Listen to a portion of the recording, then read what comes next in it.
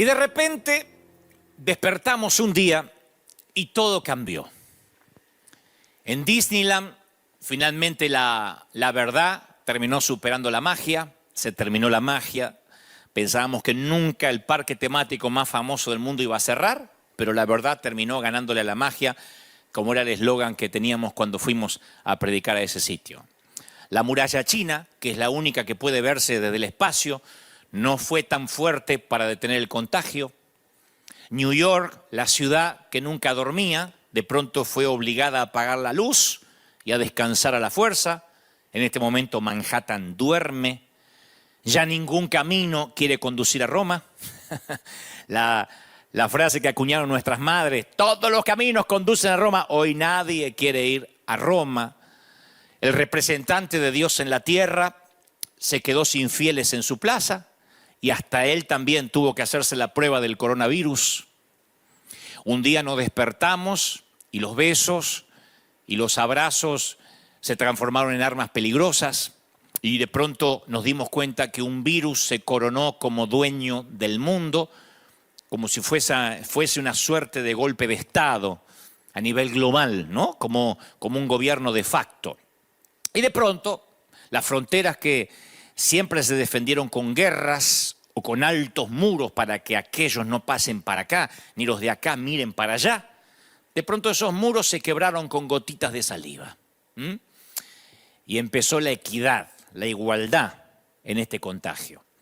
La igualdad que se reparte para ricos y para pobres, para ciudadanos e indocumentados. Porque de pronto, para los que viven en Estados Unidos, que saben la importancia de tener papeles, nos dimos cuenta que ahora es indistinto, la equidad es para todos. Una mañana nos dimos cuenta que vivimos en un planeta que hoy se pone una máscara no solo para tapar un virus, sino para tapar nuestra vulnerabilidad, a veces rozando con la soberbia. Fue como que tuvimos un golpe. Y digo tuvimos porque esto es una autocrítica a todos los que vivimos en este planeta, independientemente del país donde hayamos nacido o donde nos toque vivir ahora. ¿Y qué hicimos? Bueno, algunos nos lavamos las manos para no reconocer nuestra responsabilidad, como Pilato. Nos dimos cuenta en pocos días, porque esto no es una cuestión de años, nos dimos cuenta que hoy una enfermera se volvió más indispensable que un futbolista, que ya nuestras conversaciones no hablan tanto de Ronaldo, de Messi, sino que ahora hablamos de enfermeras, de gente anónima que nunca van a ganar millones, ni sus pases se van a hablar en los portales de la red como si fueran jugadores de alta gama, pero hablamos de ellos. Un hospital se hizo más urgente que un misil, se apagaron luces en los estadios, se detuvieron los conciertos, los rodajes de las películas, Hollywood está en silencio, los servicios, las iglesias tuvimos que cerrar nuestras puertas, los encuentros masivos.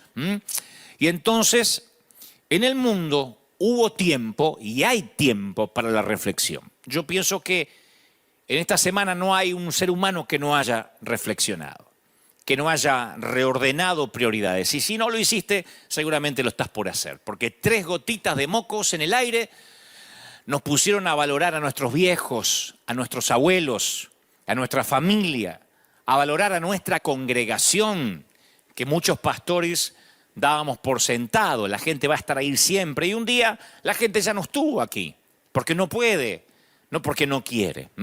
Muchos aprendimos cosas. Los que creemos que Dios nos liberó de la cautividad mental y también los religiosos. A mí me daba gracia, en un tono de broma, digo, que algunos que decían chau Flix a Netflix, me acuerdo por una película que satirizaba a Jesús y se rasgaban las vestiduras, saquen a Netflix. Los mismos, me consta que son los mismos. Ahora están diciendo en las redes, menos mal que tenemos a Netflix, nos quedó Netflix. Yo digo, los mismos religiosos que se rasgaban los vestidos, ahora volvían a suscribirse como hijos pródigos y Netflix los estaba esperando. Pero, digo, fuera de broma, fundamentalmente está pasando algo que solo ocurre, creo que en las guerras mundiales. El mundo entero está levantando los ojos al cielo.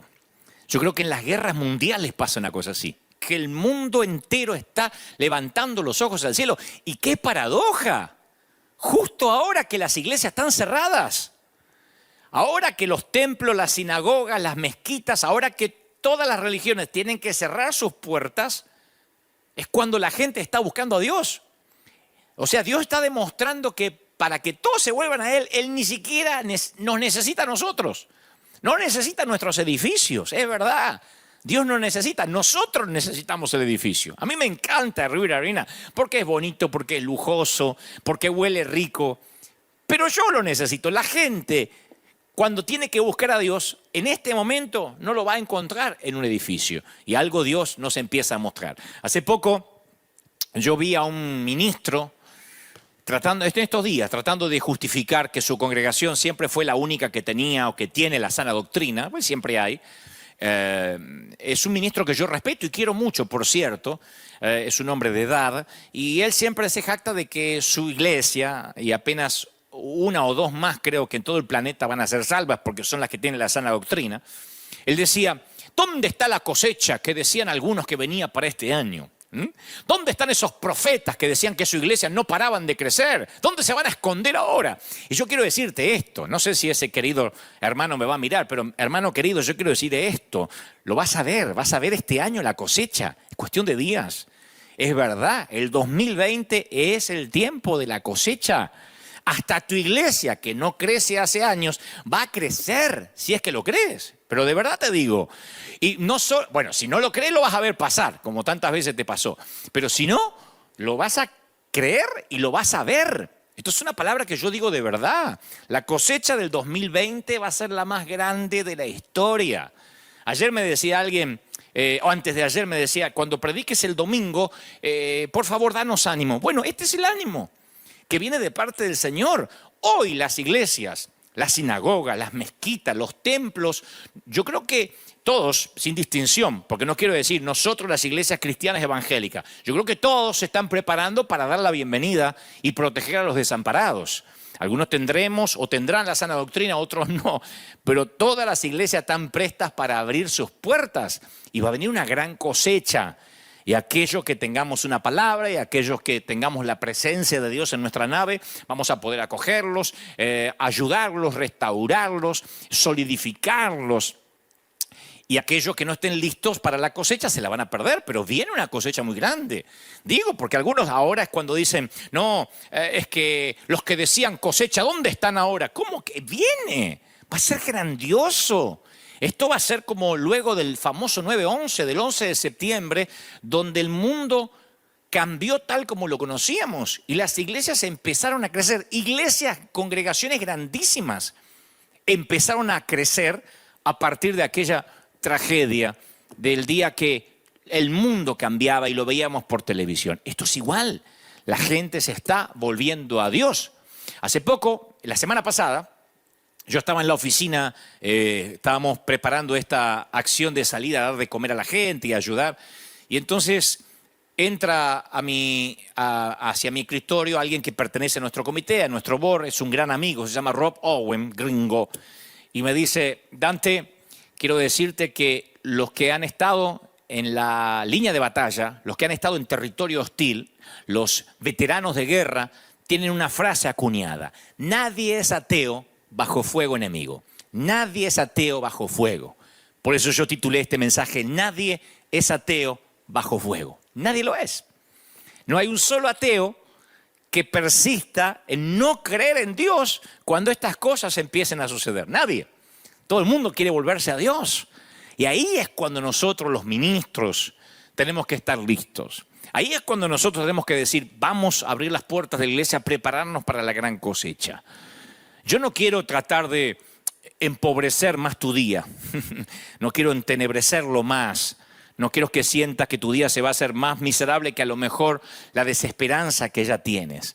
Pero para muchas personas la muerte es el temor final y es la gran incertidumbre.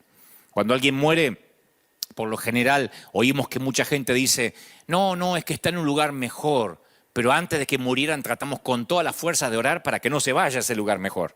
O sea, se fue a un lugar mejor, pero siempre estamos orando para que no se vaya. Eso es porque hay incertidumbre. Woody Allen, el famoso actor, dijo alguna vez, yo no quiero vivir en los corazones de mis compatriotas. Porque le dijeron, si mueres heroicamente, vivirás en los corazones de tus compatriotas. Y él dijo, no, yo lo que quiero vivir es en mi departamento. Yo creo que nadie tiene ganas de inmolarse. Porque siempre tratamos a la muerte como la peor palabra obscena. Y en lugar de decir simplemente Él murió, es como que introducimos un surtido de eufemismos. Decimos, pasó a mejor vida, se fue a un lugar mejor, se fue a casa, se quedó dormido, se fue de esta vida. Y si te gusta Shakespeare, puedes decir, se deshizo de las vicisitudes de la vida. Uno le puede poner el tinte poético que quiera, ¿no? Hay una página de internet que enumera 200 maneras de decir muerte sin mencionar la palabra muerte. 200 maneras de decir o referirte a la muerte sin decirla explícitamente. Y yo pregunto, ¿por qué la gente desperdicia su aliento inventando nombres refinados para la muerte?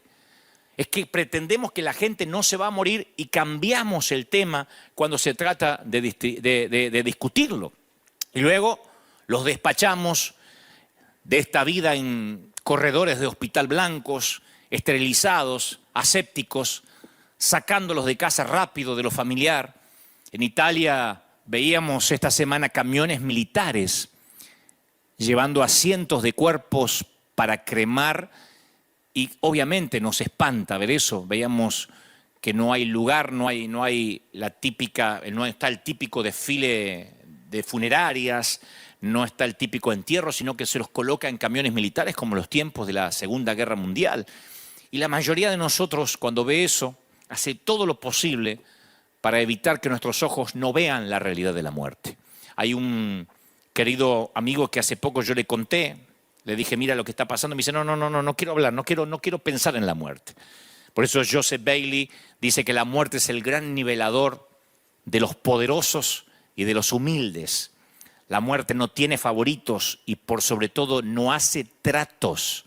Ahora ustedes dirán, pero esto no me está alentando. Yo sé que hay gente que está diciendo, esto no me alienta. Yo llamé a mis seres queridos para que te vean ahora en vivo y no los estás alentando. Pero sí, yo quiero que me dejes avanzar. Porque esta es la forma en que la gente se está volviendo a Dios. Yo quiero que tengas en cuenta esto como aunque sea una terapia de shock.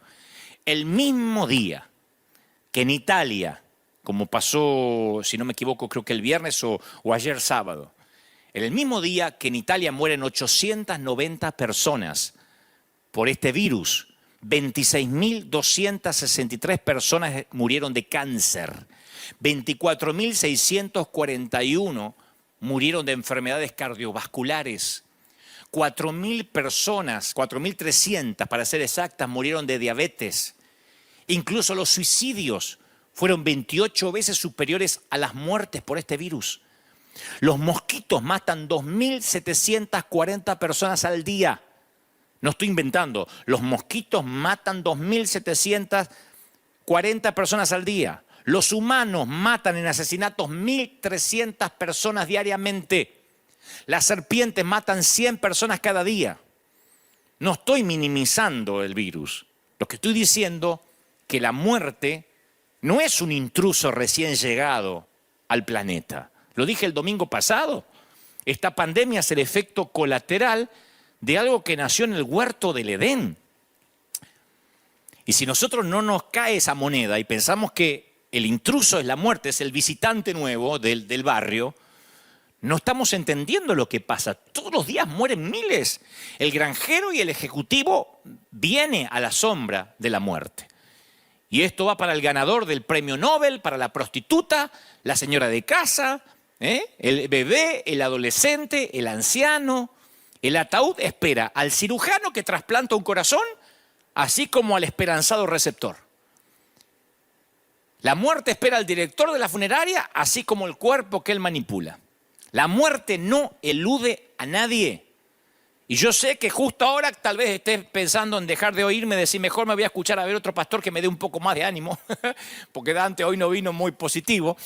Pero sí, esto va a terminar en algo positivo. Quiero que todavía me des un voto de confianza, porque seguro estás diciendo, no, esto no me da esperanza. Ahora, ¿qué pasaría si yo te prometiera que podemos cambiar para siempre la manera en que miramos la muerte y quitarla de la categoría del temor? Especialmente los que decimos que creemos en Dios. Yo creo que la muerte está ocupando mucho espacio en tu armario, en tu closet de ansiedad. La idea de enfrentarte a la muerte, yo pienso que está ocupando demasiado espacio que no debería ocupar, te está hipotecando el futuro, te está arruinando el presente, que es lo único que tienes, porque es tu único capital, el hoy. Y cuando la muerte nos causa temor, enfrentarse con eso desconocido asusta, inquieta. Y a pesar de que este mundo no es perfecto, a la mayoría de nosotros en general nos gusta nuestra vida aquí, en este mundo. Yo una vez hice una encuesta aquí y dije, ¿cuántos tienen ganas de irse al cielo? Me levantaron todas las manos, los miles. ¡Amén! Y después le dije, ¿cuántos se quisieran ir hoy? Nadie me levantó la mano. O sea, como dice un contador de cuentos en Argentina, Luis Landricina, el querido Luis Landricina, todos creemos en la vida eterna, pero nadie tenemos apuro, ¿no? Yo creo que soñamos con cosas que queremos hacer aquí. Y todavía queremos tiempo para disfrutar de la familia, para disfrutar de los amigos. Lo que pasa es que la vida aquí es familiar y es conocida.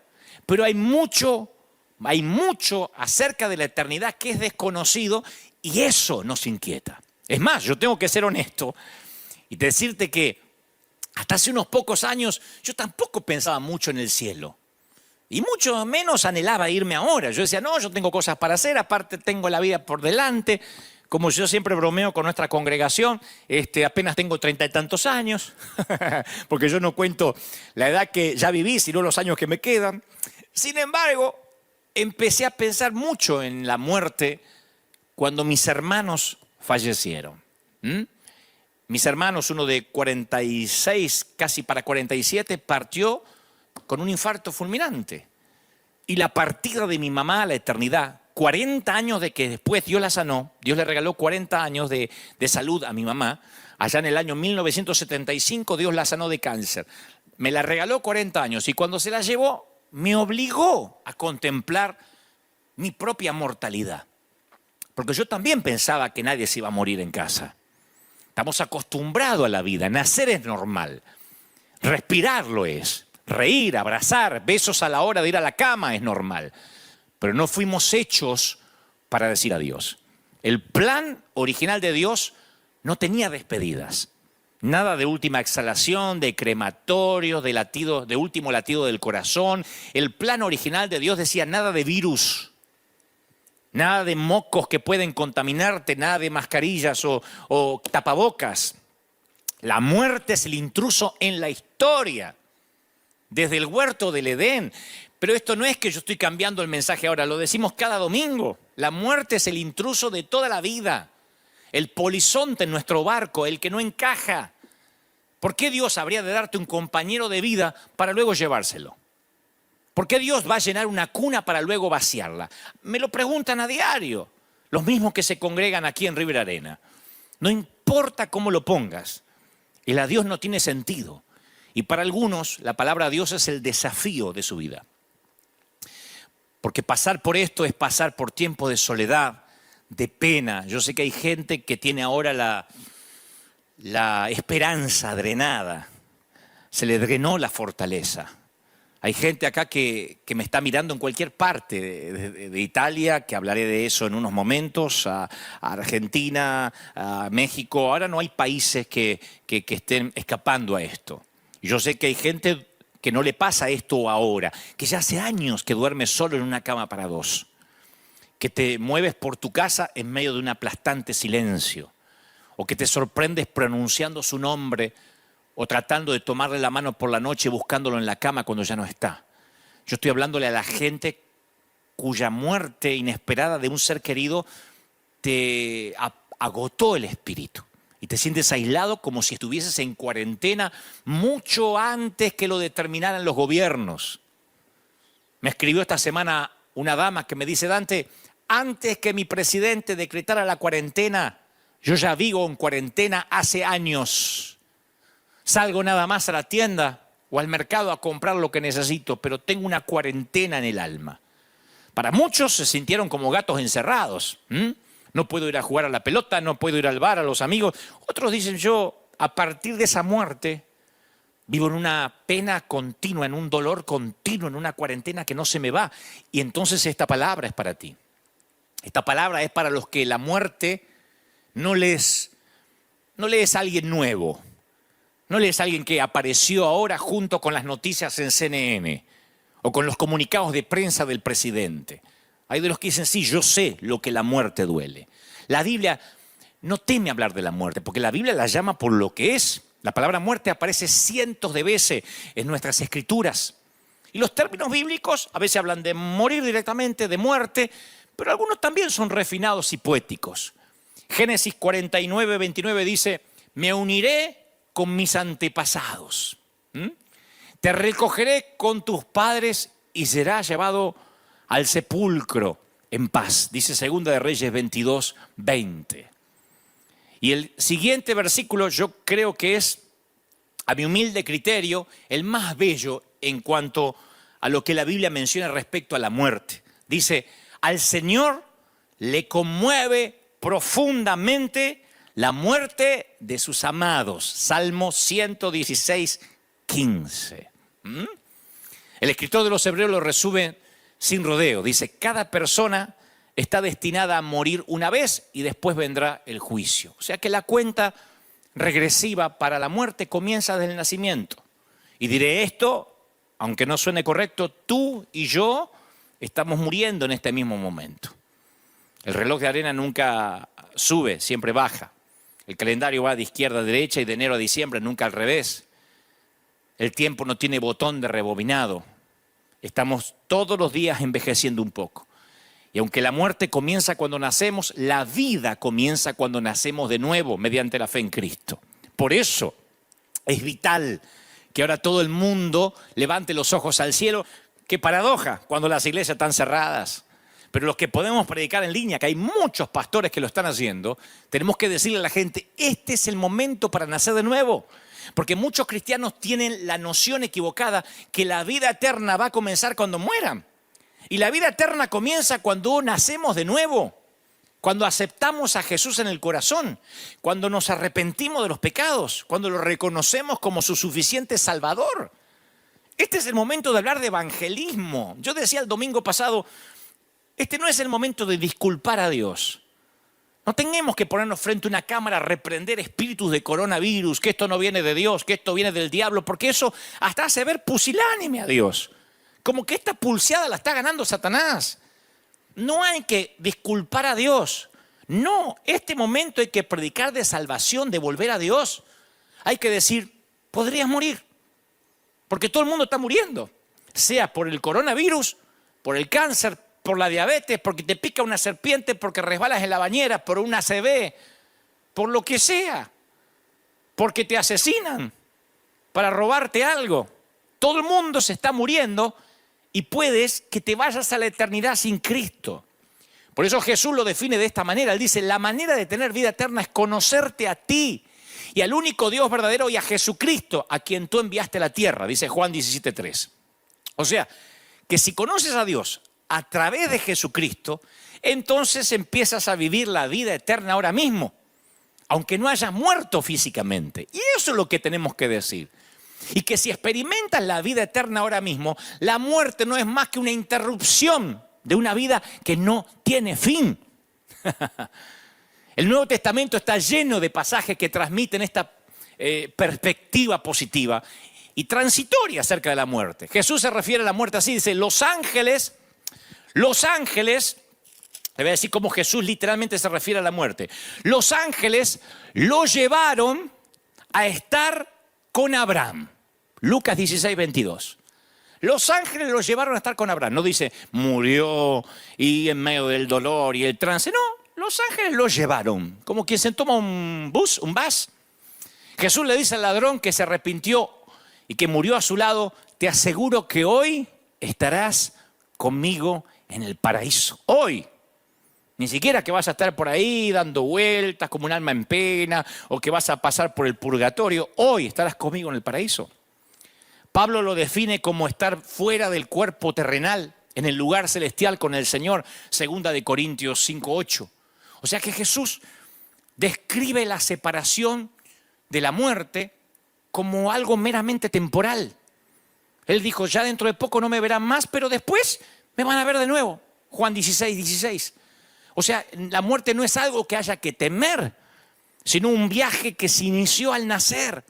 El problema no es esta muerte, sino la segunda muerte. No me voy a poner muy teólogo ahora, porque sé que hay mucha gente que por primera vez están oyendo esto, pero hay una última forma de muerte, la segunda muerte, que es la exclusión total de Dios. La Biblia dice, y el mar entregó sus muertos, y la muerte y la tumba también entregaron sus muertos, y todos fueron juzgados entonces por lo que habían hecho. Porque el mar entregó sus cadáveres, porque la tierra entregó sus cadáveres. Entonces la muerte y la tumba fueron lanzados al lago de fuego. Y este lago de fuego es la segunda muerte. Y todo el que no tenía su nombre registrado en el libro de la vida fue lanzado al lago de fuego. Apocalipsis 20:13. Yo intento hacer que este tema se entienda usando una pequeña fórmula matemática. Si solo naciste una vez, vas a morir 2 veces. Pero si has nacido 2 veces, tendrás que morir solamente una. Así que lo diré otra vez. Si solo naciste una vez, morirás 2 veces. Y la segunda muerte es el problema.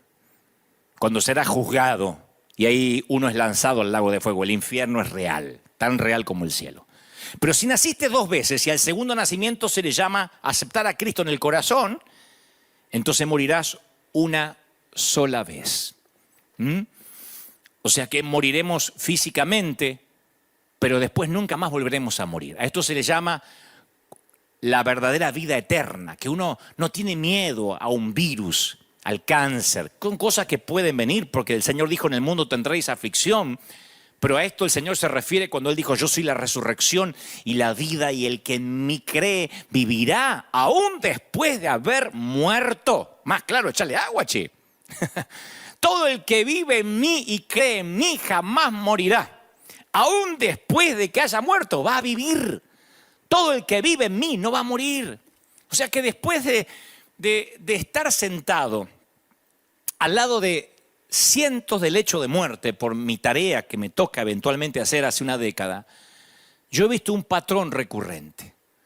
La gente con una fe fuerte tiende a morir en paz. La gente que tiene una fe fuerte, el morir es algo que sabe, lo pone un poco triste porque se despide de sus hijos, de sus nietos, pero les dice hasta luego, nos vemos, se van con una paz, es real. Yo he estado despidiendo personas, acompañándolos en el último capítulo antes de irse a la eternidad, al más allá. Se van con una paz que es imposible describir con palabras. Y la gente sin fe tiende a morir en temor, en tormento. Por eso dije que el título de este mensaje, nadie muere ateo bajo fuego, nadie. Lo saben los veteranos de guerra, cuando el fuego enemigo, cuando estás en el territorio hostil y las granadas enemigas explotan cerca tuyo, nadie deja de decir, Dios mío. Y el que nunca fue a la iglesia le pide al que tiene una pequeña Biblia metida en el bolsillo, ora por mí. Y cuando está allí muriéndose, por lo general no pasa como Hollywood lo retrata, que le dice, dile a mi novia que siempre la amé. Por lo general lo primero que piden es por su alma. No se acuerdan de la novia, no se acuerdan necesariamente de la suegra, se acuerdan del Señor. Y dicen, tú que eres cristiano, dime, tengo una oportunidad allí en el último aliento. Nadie muere ateo bajo fuego. Nadie muere ateo con una pandemia.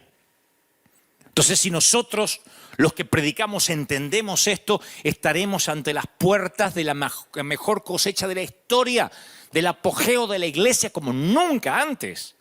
Por eso yo empecé este mensaje diciéndole a aquellos que dicen, ¿dónde estaba la cosecha que predecían? Ahora la vamos a ver.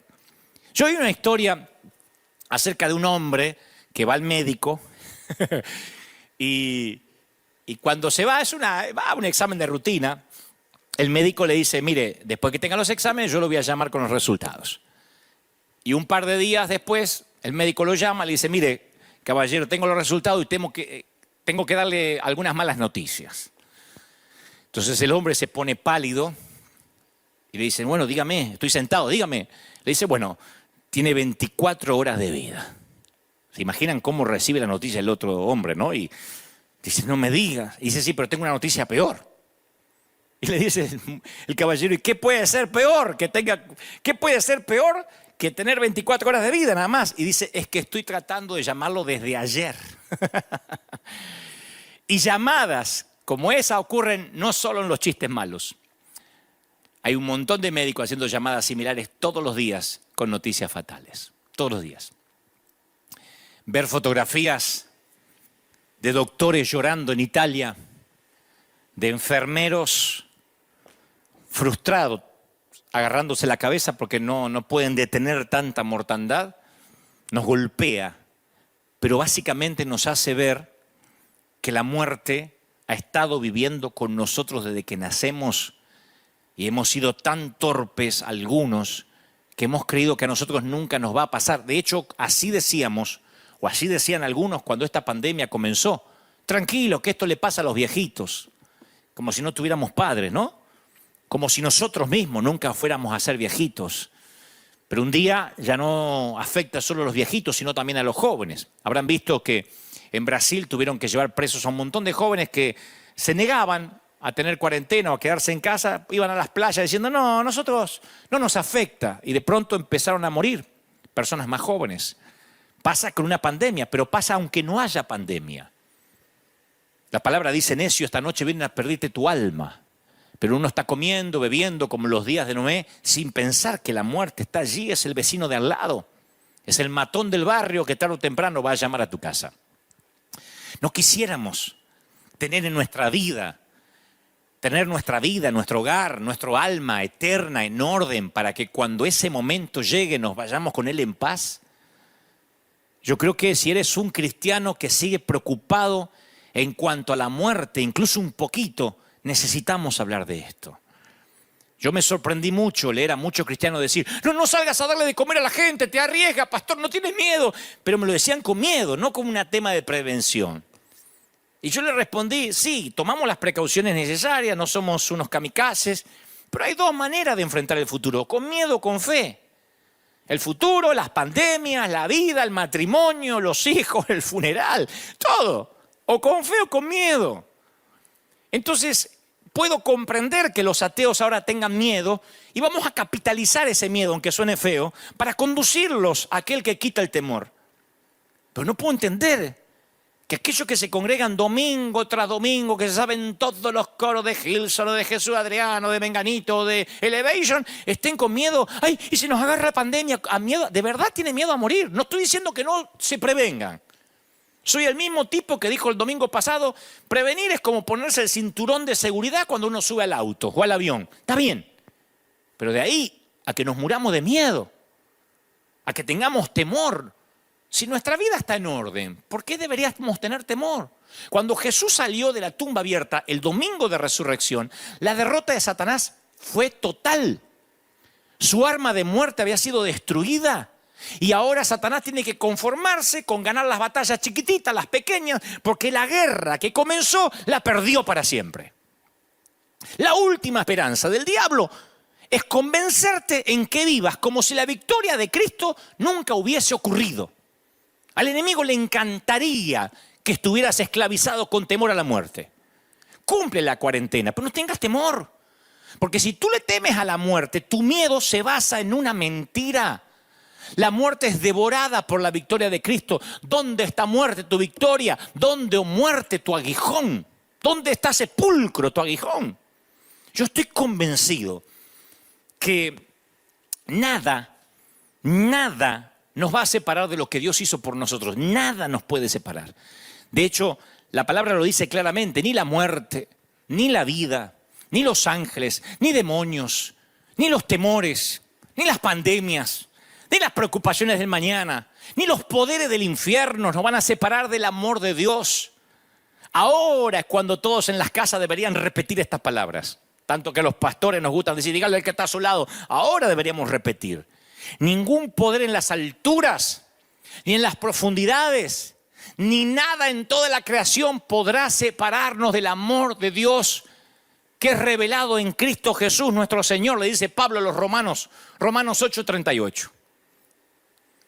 Entonces uno como cristiano ahora tiene que decir, bueno, a ver, ¿qué nos está mostrando el Señor? Digo a los cristianos, que nadie muere ateo bajo fuego. Que nadie muere ateo bajo fuego. Y los que tenemos a Cristo y tendremos que morir de una forma u otra, lo haremos en paz. Lo haremos elegantemente. Lo haremos con nobleza. Si yo me tengo que morir, lo haré con nobleza, de pie.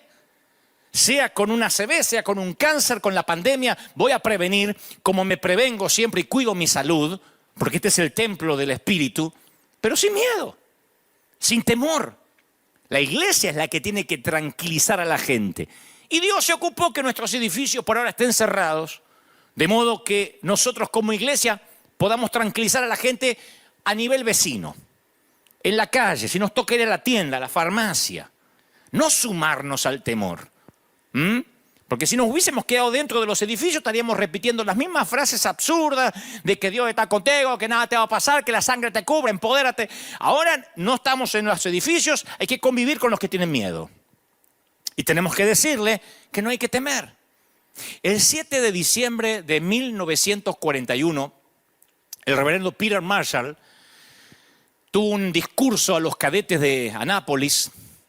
Fue cuando ocurría el famoso Día de la Infamia, cuando se estaba desarrollando en Pearl Harbor el momento literalmente que estaba en llamas por un ataque enemigo.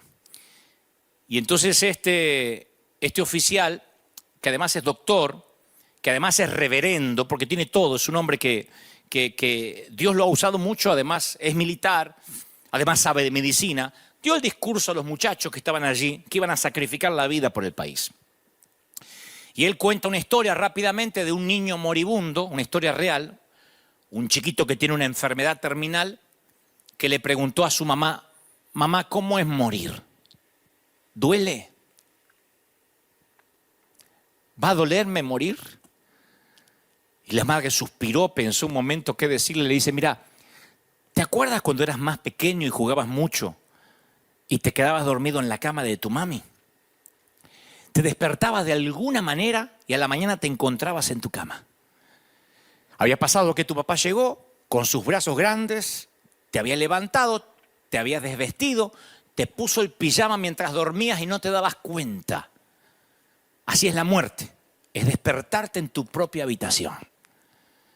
Por eso tal vez creo que ningún versículo de las Escrituras nos va a dar una imagen más consoladora que aquel Salmo 23, el Salmo del pastor por excelencia, que ya lo saben, ¿no? Aunque ande en valle de sombra y de muerte, no temeré mal alguno porque tú estarás conmigo. Tu vara y tu cayado me infundirán aliento. Lo hemos dicho algunos desde la escuela dominical, pero nos cuesta entender que la muerte no es un destino, es un viaje. Cuando yo ande, cuando yo pase, hay una versión que David dice, cuando yo pase por el valle. David no ve la muerte como un destino, lo ve como un viaje, una travesía. No habla de una cueva, de un camino sin salida, porque yo he escuchado a muchos cristianos, no, esto es un camino sin salida y vamos a morir todos. Él habla de un valle. Y un valle es que tiene una abertura en ambos extremos, una apertura en ambos extremos. Y el énfasis está en por. Aunque vaya por valles, indica un estado temporal, una transición, un camino brillante adelante, un futuro esperanzador. Y para los cristianos los problemas siempre son temporales. Para nosotros tenemos que decirle a la gente, esto es temporal. Me decía el otro día alguien, no digas que esto va a pasar. ¿Cómo no? Esto tiene fecha de caducidad. Dejaré de predicar si esto no pasa. Tiene fecha de caducidad. Porque para los cristianos todo lo que pasa es temporal. Y las bendiciones para los cristianos son eternas. Grábatelo. Los problemas para los que creemos en Cristo son temporales y las bendiciones son eternas. Para los ateos las bendiciones son temporales y los problemas son eternos. Para el que no tiene a Dios, el auto de alta gama es temporal. La casa, la mansión en Beverly Hills es temporal. Hubo un príncipe que se contagió el coronavirus. O sea, es príncipe, vive en un palacio, sangre real, linaje sanguíneo azul. Y todo es temporal. Su problema es eterno. En cambio nosotros podemos tener problemas temporales, pero las bendiciones son eternas. Mi querido, para Dios no hay callejones sin salida en sus mapas. No hay puntos muertos en su voluntad. No hay calles ciegas en su guía. La muerte es solo una sombra. Aunque ande en valle de sombra. Me encanta eso, aunque ande en valle de sombra de muerte. Sombra de muerte. Fíjense lo quirúrgico que fue David. No dijo aunque ande por la muerte, dijo la sombra de la muerte. Siempre cuento de que cuando yo era un chiquito tenía terror de que vayamos a visitar a mi tía Josefa. Pobre, la hermana de mi mamá, que vivía en una casa chorizo, esas casas de Argentina que se le dice casa chorizo porque son casas largas donde son todas habitaciones conectadas por un pasillo. Yo tenía terror porque al fondo del pasillo estaba el baño y cuando se hacía de noche en esa casa, ¡ay! La noche era un lugar fatídico, lleno de sombras aterradoras que parecían que escondían horrores impensables. Y durante las horas del día yo veía claramente que no había peligro, no había ningún monstruo acechando en ese pasillo. Pero tú sabes lo que la oscuridad le hace a ciertos lugares. La oscuridad a ciertos lugares los distorsiona. Y la oscuridad convierte a veces al lienzo en algo feo. Se convierte en un lienzo para la imaginación. Uno puede ver sombras, cosas extrañas. La buena noticia es que las sombras son únicamente la refracción de la luz. Pueden asustar, pero no te pueden hacer daño. Por eso dice David, aunque ande en valle de muerte, de sombra de muerte. Mientras un hombre conducía a casa, después del funeral de su esposa, él y sus hijos estaban agobiados por el dolor. Habían enterrado los chiquitos a su mamá, él a la mujer de su vida. Y entre que él buscaba palabras de consuelo para sus nenes, pasa una gran furgoneta, una camioneta por al lado y la sombra cubre el auto. Entonces él aprovechó y le dice, chicos, ¿qué preferiría que les pasara por encima? ¿Un camión o su sombra? Y los nenes dicen, la sombra, por supuesto. Y él les dice, mire, hace 2000 años el camión le pasó por encima al Señor Jesús para que solo su sombra hoy nos pasara por encima. Y para el cristiano, la muerte no es más que una sombra. La muerte es una sombra. Y esto lo tenemos que saber los cristianos. Porque yo sé que me escuchan muchos que ya tienen al Señor. Pero a mí me preocupó mucho que en las redes me decían, danos esperanza, ¿qué va a pasar? Esto es el apocalipsis, ya viene el anticristo, sea lo que sea. Sea que pase lo que pase. No deberíamos preocuparnos los que tenemos al Señor.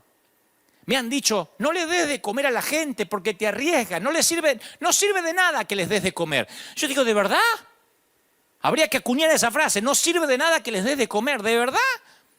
Hay chiquitos que se mueren de hambre en este momento, están en cuarentena y no tienen comida. Le vamos a explicar, no te puedo llevar comida porque soy pastor y me dejan salir. Pero no te llevo comida porque, ¿sabes qué? A ver si me contagio. De verdad. David dice, aunque ande en valle de sombra, nunca estás solo. Dice David, tú estás a mi lado, dice el Salmo 23.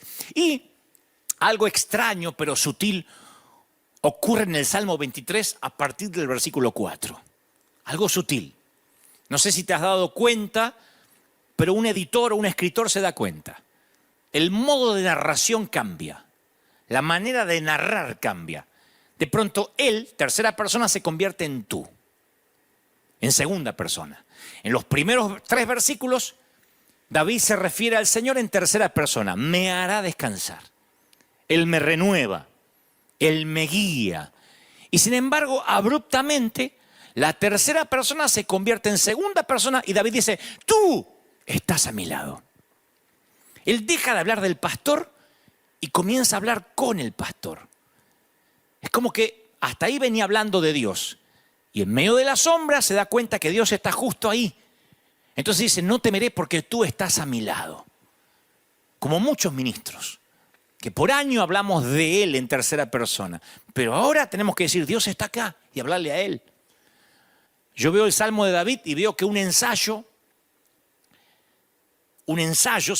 tesis, se convierte en una conversación íntima.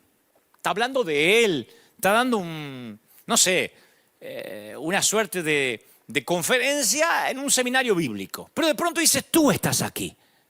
Y esto tiene sentido únicamente si caminaste por el valle de muerte, de sombra de muerte. Porque uno piensa mucho en Dios y de repente uno se encuentra sumergido en una conversación con Él. Su presencia cambia de repente toda la línea de pensamiento. Yo con el paso de los años he hablado con mucha gente que viaja por sus caminos más oscuros y siempre me dicen que nunca han estado más conscientes de la presencia del pastor de pastores que cuando caminaban por esas sombras. Yo he notado algo muy curioso en todos estos días y principalmente en esta cuarentena que empezó en varios países. Me pongo a pensar mucho porque tengo que transmitir siempre a los oídos de la gente que Dios me presta lo que creo, Dios me dice. Entonces trato de reflexionar mucho, más de lo habitual. Y yo pensaba que si hay personas a las cuales hay que preguntarle cómo aguantar, cómo resistir, es a las mujeres. Entre los géneros, las mujeres son mucho más fuertes, siempre ante la muerte. En todos los funerales las mujeres permanecen en silencio, velando en la noche, casi no se mueven de ahí. Al igual que junto a la cruz, las mujeres son capaces de permanecer de pie, siempre. Ahora es cuando nos damos cuenta que cuando la Biblia habla de sexo débil no está hablando de sexo debilitado, sino de la mujer que debe ser contenida, dignificada, ¿no? Porque se dice que el hombre lucha mientras tiene esperanzas. La mujer, en cambio, comienza a actuar con más intensidad cuando se da cuenta que ya no hay mucho que hacer. Quizás por eso las mujeres tienen el valor de estar junto al lecho del dolor y los varones, como nos sentimos inútiles, salimos al estacionamiento en un funeral a contar chistes malos. Y esto se vio al pie de la cruz con nitidez, porque para los apóstoles no había nada que hacer. Pero para María y las mujeres que la acompañaban, esos instantes eran valiosos y querían compartir esos instantes, grabarlos en su mente con sensibilidad maternal, sensibilidad femenina. Ahí las fuertes, ustedes van a ver que al pie de la cruz y en la tumba de Jesús, las fuertes eran las mujeres, porque lo femenino se caracteriza por su capacidad de espera. Por eso pueden quedar embarazadas. Los varones no aguantaríamos un mes de embarazo, diríamos ya.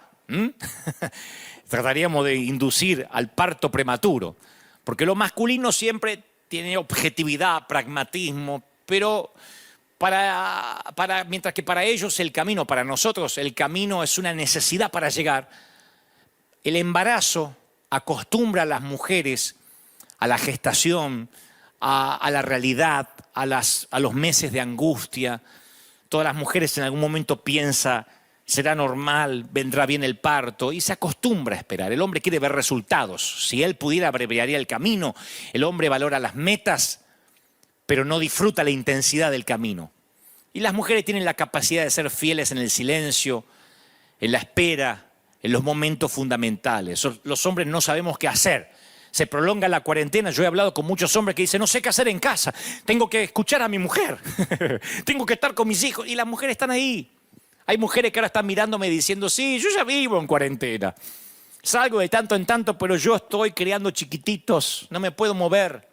Les hablo a las mujeres que para ir al baño tuvieron que hacerlo por años o por meses con la puerta entreabierta para mientras estar controlando al chiquito. Los varones sabemos esperar menos.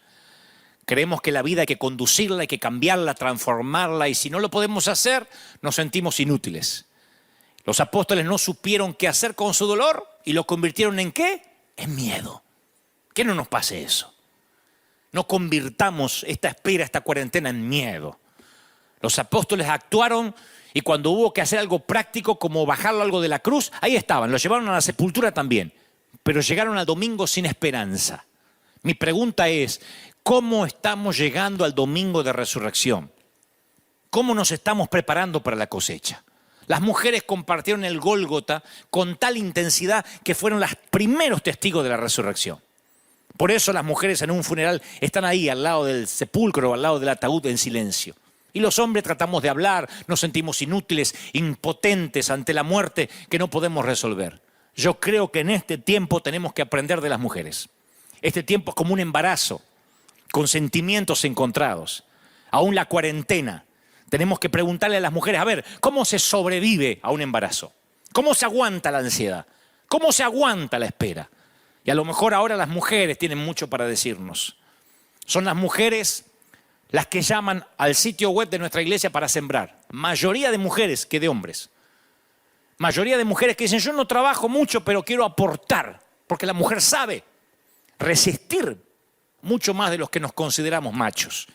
Pero como digo siempre, macho no es porque uno nace simplemente varón. Uno puede nacer varón, pero ser hombre y resistir es una elección. Y las mujeres saben que tienen que resistir. Por eso yo tengo ahora una palabra para Italia, para España, para Europa, para esa gente que en nivel de mortandad o de pandemia o de ansiedad han perdido la esperanza. Hay un querido pastor a quien yo respeto y quiero mucho en España que me pidió un mensaje, un saludo para los pastores del viejo continente y me dice, dales una palabra. Y le digo, estamos todos iguales. Y me dice, no estamos todos iguales. Estos pastores han perdido la esperanza, a veces se le han muerto consiervos, se le han muerto diáconos, gente de la iglesia. Y yo creo que todas las despedidas están en el reloj del Padre. Si el salón del reino del trono tuviera un calendario, ahí habría un día que estaría con un círculo rojo y destacado con un marcador amarillo. Dios ha decretado una reunión familiar. Dice la Biblia, Él mismo dará la orden, los arcángeles atronarán, Él descenderá del cielo y los muertos en Cristo resucitarán. Ellos irán primero, luego el resto de nosotros que todavía estemos vivos en ese tiempo, seremos tomados en las nubes para reunirnos con el Señor. Estaremos caminando en el aire y entonces habrá una gran reunión familiar. Por tanto, consuélense unos a los otros con estas palabras. Pablo le dice eso a Tesalónica, Tesalonicenses 4:16. No va a ser un día cualquiera, será el gran día. El arcángel lo va a inaugurar con un toque de trompeta.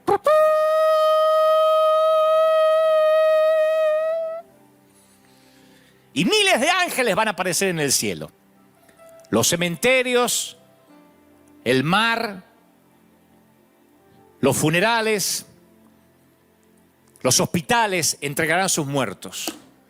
Y Cristo aparecerá una segunda vez, pero ya no para lidiar con el pecado, sino para salvar a quienes hayan estado esperando, como las damas en el embarazo. Eso dice Hebreos 9:28. Todo ojo le verá. Por eso dije al principio de este mensaje, nadie muere ateo bajo fuego. Hay un momento en que todo ojo levanta los ojos al cielo. Todos van a estar observando. Cuando Cristo haga esa reunión familiar, todo ojo le verá. Los que murieron, los que están vivos. Napoleón volteará la cabeza para ver. Los ojos de Martín Lutero, de Cristóbal Colón se van a agrandar. Los malvados déspotas van a presenciarlo, los dictadores, los mártires con sus túnicas blancas de paraíso. Y desde Adán hasta el bebé nacido, justo en el estruendo de la trompeta, todos serán testigos de ese momento. Y el Señor va a respetar la decisión de aquellos que lo rechazaron, porque el Señor es un caballero y los va a desechar por la eternidad. Y luego va a bendecir el deseo de aquellos que aceptaron y los concentrará para una reunión familiar. Enjugará Dios toda lágrima. Amo ese versículo. Apocalipsis 21:4. Enjugará Dios toda lágrima de los ojos de ellos. La primera acción de Dios va a ser pasarle el pulgar así por la mejilla de cada hijo, como diciendo, a ver, shh, no más lágrimas, a ver, no más lágrimas. Con los mismos dedos que formó el cosmos, te las va a secar. No más mocos, no más virus. Y este largo recorrido llamado vida va a culminar. Y los vas a ver a ellos, Por eso dije que este mensaje va para mis queridos amigos italianos, españoles, chinos. Habrá una gran reunión familiar con el Maestro. Por tanto, aliéntense con estas palabras. Tu futuro con quien tuviste que despedir es mucho más grande que el pasado que viviste con él. Esto se lo digo a los pastores, a ese querido pastor que me escribió que acaba de despedir a su mamá infectada. La muerte parece que a veces se lleva demasiado. Claro, porque no sepultamos solo un cuerpo, sino el matrimonio que nunca se efectuó, los nietos que no vamos a conocer, los años dorados que nunca conocimos. Sepultamos sueños. Pero en el cielo esos sueños serán realidad, porque Dios prometió la restauración de todas las cosas. Hechos 3:21 dice, Él restaurará todas las cosas. Y todas las cosas incluyen las relaciones. En el libro El cielo es real, cuenta la historia de un chiquito que durante su internación por una apendicitis, mientras estaba inconsciente, fue al cielo. Esto se hizo hasta devino en una película, en un filme. Y el papá de este chiquito, llamado Colton, habla del momento cuando este nene de 4 años le dice a su mamá, mamá, en tu barriga murió una bebé, ¿no?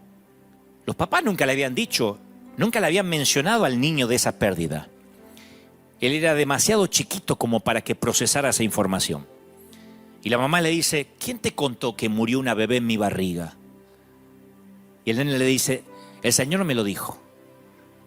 Y la nena me lo dijo, la bebé, me dijo que había muerto en tu barriga. Pero está bien, ella se encuentra bien, mamá. Dios la adoptó. La mamá le dice, ¿quieres decir que Jesús la adoptó? No, mami, Jesús no, su papá lo hizo. Y los ojos de la mamá se iluminaron y le dijo, ¿y cómo se llama la bebé? ¿Cuál es su nombre? Y dice, no tiene nombre. Me dijo que ustedes nunca le pusieron un nombre. Y está ansiosa porque tú y papá vayan al cielo a ponerle uno. Alguien está diciendo lo mismo respecto a ti en el cielo. Hay gente anhelando el día en que Dios haga esa reunión familiar. En el hogar final no hay adioses, de habitantes de una tierra de adioses a ciudadanos de un cielo de olas. De habitantes de una tierra donde nos tuvimos en un momento que saludar con el codo, a un mundo sin lápidas, sin cementerios, sin ataúdes, sin morgues. Un mundo donde no se hagan funerales. ¿Te imaginas? ¿No más tierra sobre un cajón? ¿Te imaginas? ¿No más virus? ¿Te imaginas no tener ningún solo problema? Nunca más. Yo no sé si te gusta tu nombre, pero tendremos uno nuevo en casa. Al que venciere, yo le daré un maná escondido y una piedrecita blanca. Y en la piedrecita escrito un nombre nuevo, al cual ninguno conoce, sino solo aquel que lo recibe. Apocalipsis 2:17. ¿Tiene sentido? Me gusta. Príncipe, princesa, tigre, campeón, amor. Tu nombre terrenal se va a olvidar, porque el futuro es tan bueno que amerita un nombre nuevo. Estar en casa es tan bueno que ningún nombre común serviría, ni siquiera Dante, que suena tan bien. Así que si te han dicho perdedor, divorciado, separado, indocumentado, infectado, allá habrá un nombre nuevo. Y el mayor problema no es sentirte lejos de casa cuando lo estás, sino creerte que estás en casa cuando realmente no lo estás. Y esta tierra no es tu casa. A tu historia le falta el mejor capítulo, a tu concierto le espera la mejor canción. Un gran compositor guarda su mejor obra maestra para el final. Y Él te espera en casa. Cada segundo es un paso dado hacia esa eternidad. Cada aliento es una página que das vuelta, que te acerca a esa reunión familiar. Cada día es 1 kilómetro, 1 milla registrada. Ahora que todos los mapas se tiñeron de rojo con la presencia del virus, ahora es cuando quienes venimos a dar esperanza vamos a ser bien recibidos bajo cualquier idioma y debajo de cualquier color de piel. Antes de la pandemia, cuando salíamos a repartir cosas, porque siempre amueblamos casas completas, no falta quien pregunta, pero yo soy católico, ¿eso importa? Porque a mí me manda cosas el curita. ¿Ustedes son gringos o son hispanos? Ahora, con la pandemia, nadie pregunta en qué creemos, de qué color es nuestra piel. Me gusta porque en estos tiempos deja de importar mi forma de vida, si tu fe no es la mía. Bastará que me anime yo a extender mi mano cuando nadie más lo quiera hacer. Y estoy seguro que este virus nos va a reconciliar con la muerte y con la vida. Fíjense ustedes, fíjense los que están sentados en la sala. ¿Desde cuándo no se juntan así? Desde el último partido en que jugó vuestro país. Desde un superclásico que no se juntaban todos juntos. Y ni siquiera hay cerveza, ni siquiera hay jolgorio. Miren lo que Dios tuvo que hacer para devolverle el altar familiar a las casas. Es que siempre, después de un gran diluvio, surge un pacto nuevo. Siempre. Después de un gran diluvio, surge un pacto nuevo. Así que yo pensaba, toda la semana pensé, ¿cómo tengo que orar? Yo no sé si a los pastores les es fácil orar. Yo me pregunté, ¿le pido a Dios por la cura ya?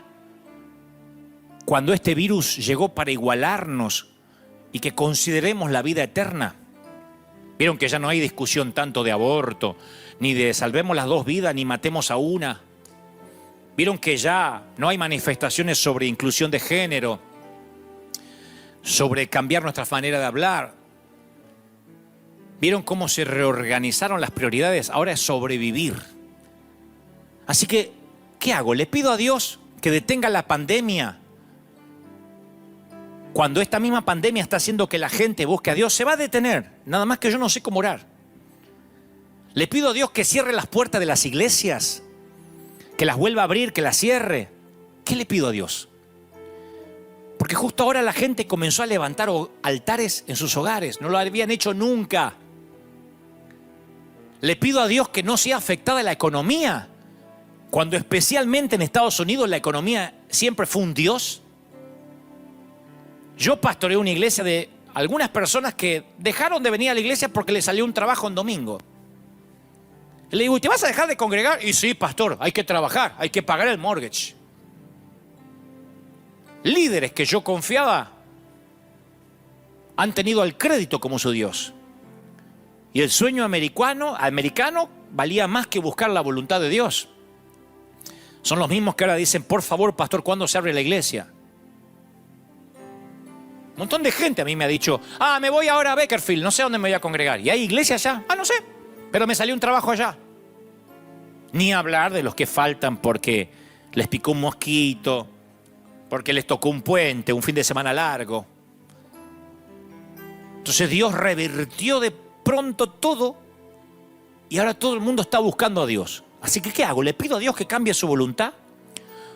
¿Oro para que Dios haga su voluntad? Sí, porque yo confío de que su plan es perfecto. Oro para que todos los que tienen que ser salvos conozcan la verdad y ojalá que sea rápido, así esto pasa.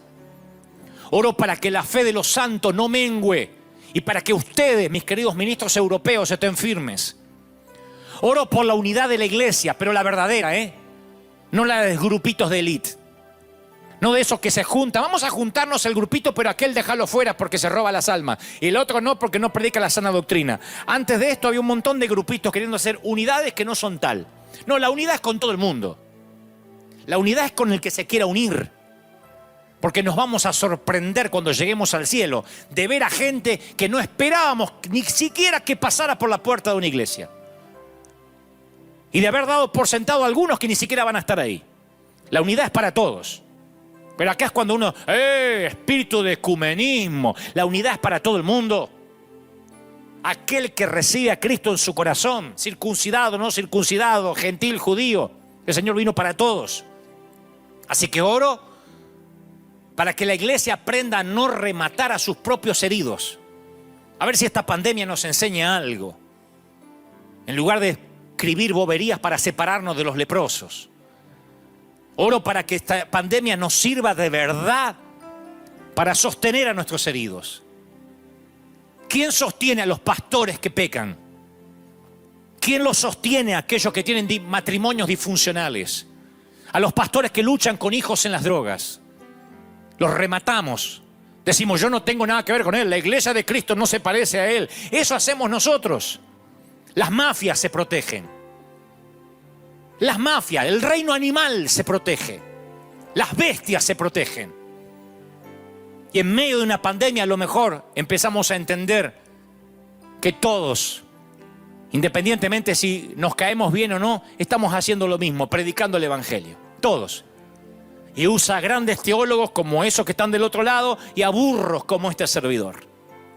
Así que lloro porque la pandemia Nos enseña unidad de la de verdad. Nadie muere ateo bajo fuego enemigo. Pero también me dijo este veterano, y siempre el que está a tu lado es tu amigo, no importa si es negro, blanco, amarillo. Siempre es tu hermano de sangre. En una guerra se genera una hermandad tan grande que no hay diferencias, no hay peleas. Hace poco yo vi a alguien tratando de justificar, como dije, que su congregación es la mejor y tiene la sana doctrina, y dijo, ¿por qué nadie profetizó esta pandemia? ¿Dónde están los profetas? ¿Y dónde está la cosecha que decía que iban a venir? Y yo te voy a decir así. Te voy a responder con la palabra. El oficial real, en cuyo brazo se apoyaba el rey, respondió al hombre de Dios y dijo, mira, si aún Dios hiciera ventanas en los cielos, ¿podría suceder lo que estás diciendo? Fue cuando el profeta dijo, mañana todo el mundo estará comiendo en medio de una hambruna. El pueblo cometía canibalismo porque se estaban muriendo de hambre y el profeta Eliseo dijo, mañana se va a vender la cebada, mañana va a haber trigo. Y de alguien le dice, ¡ja, ja, ja! ¿Qué cosecha? Ni aunque Dios abriera la ventana de los cielos, esto iba a pasar. Siempre hay gente así. Hasta el mismo Moisés le dice al Señor, ¿cómo vas a alimentar a 600.000 hombres? Son 600.000. Los discípulos le dicen a Jesús, ¿de verdad? ¿Quieres que le demos de comer nosotros? ¿Has visto que el niño tiene apenas unos pancitos y unos peces? Pero Eliseo miró a este caballero que no quería creer y le dijo, bien, tú verás la cosecha con tus ojos, pero no vas a comer de ello. Así que viene la mejor cosecha de la historia. Porque siempre, luego de un diluvio atroz, surge un pacto nuevo. Y como dijo aquel veterano, nadie es ateo bajo fuego enemigo. Disfruta la cosecha. Créela para que no seas uno de los pocos que la vean y no la puedan comer. Yo estoy esperando. River Church está esperando la cosecha. Por eso salimos y por eso estamos expectantes. Y a veces me pongo un poco duro, sí, porque estoy harto. Creo que varias cosas convergen. Tengo 51 años vividos, 30 en el alma, 25 en ideas. Y creo que 18 en resistencia. Pero tengo 51 años cronológicos. 30 años de servir a Dios. Y 30 años de contemplar también idioteces. Milagro de Dios e imbecilidades, porque la estupidez humana, como dijo alguien, no tiene límites. Entonces hay un momento en que estoy harto y quiero aprovechar estos momentos en que tengo vuestros oídos para decir las cosas como son. Sin vueltas, sin eufemismos. Esto nos tiene que hermanar, ministros. Nos tiene que aunar. Porque ahora todos, la iglesia de Elevation, aquí Rick Warren, Joel Osteen, Guillermo Maldonado, Cash Luna en Guatemala, todos aquellos que nosotros nos llenamos la boca, el falso profeta y aquel, el otro, Dante Gebel, todo el mundo, estamos predicando que hay esperanza, que hay salvación. Y el mundo va a levantar los ojos buscando al Señor y nos va a ver a nosotros.